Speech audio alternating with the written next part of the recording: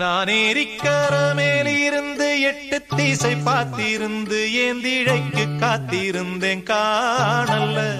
மணி 7 8 ஆன பின்னும் ஊரடங்கி போன பின்னும் சோறு தண்ணி வேணும்னு தோணல்ல. என் தெம்மாங்கு பாட்ட கேட்டு தெங்காத்து ஓடி வந்து சூதாக போக வேணும் அக்கறையில. நான் உண்டான ஆசைகளை உள்ளார பூட்டி வச்சு ஒத்தேல வாடுறேனே.